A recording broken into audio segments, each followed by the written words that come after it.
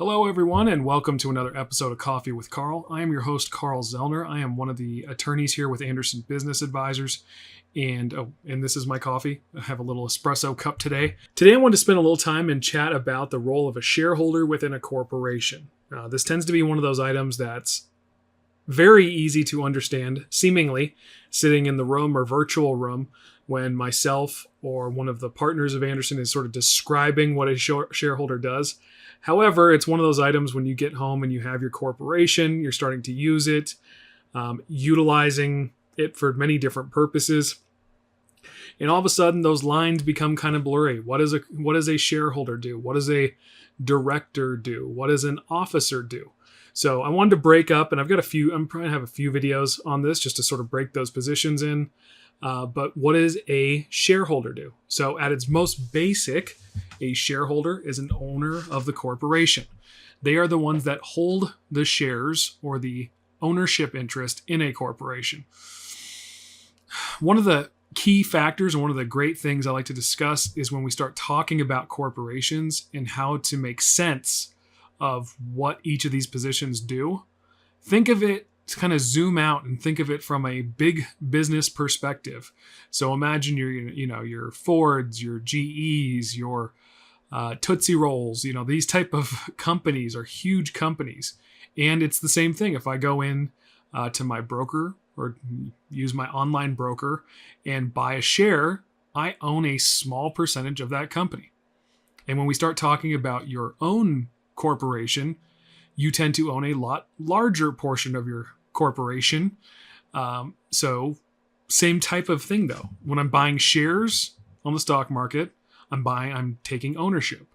When I'm acquiring shares in my own corporation, that's the percentage I own. So if I have 1,000 shares and I own 1,000 of them, I have 100% ownership. So what are the rules, or what does a shareholder need to approve? So a shareholder has an annual meeting. So there's an annual shareholders meeting that basically elect and approve the board of directors.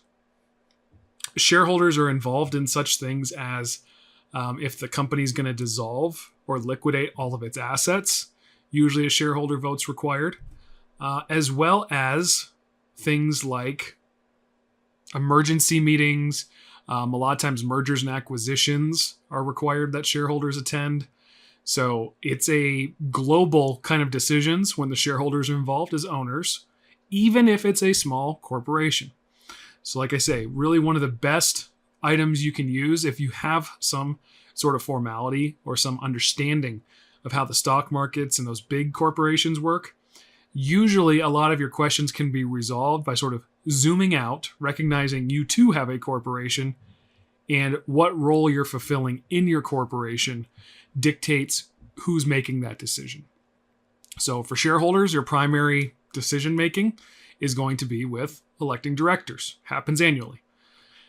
Outside of that, it's a pretty wide array, unless for some reason your corporation's going to shut down or you're disposing of all or substantially all of your assets, then that would be another good reason to have a shareholders meeting.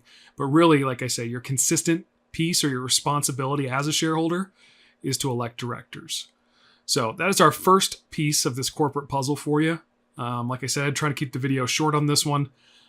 As always, please keep taking advantage of all of our free content that's out there. And keep coming to events. If you haven't been to one of our asset protection events in a while, please re-up. We update the material. So if you haven't been in a while, I would suggest always attending at least annually so you can pick up the most recent updates. If you've already been through our asset protection class this year, I'd also encourage you to attend our structure implementation class, which I help teach, as well as our TaxWise class, which is great. And also encourage all of you, Toby's got a book coming out on infinity investing, so take advantage of that and pick that up. It's a great read, as well as I've been doing that type of investing for a few years now and have really enjoyed it. It is not a get rich quick scheme. It is a get rich slow and steady scheme. So hope you all enjoy that. So until next time, thank you for all joining me again for Coffee with Carl, and we will catch you on the next episode. Have a good one, everyone.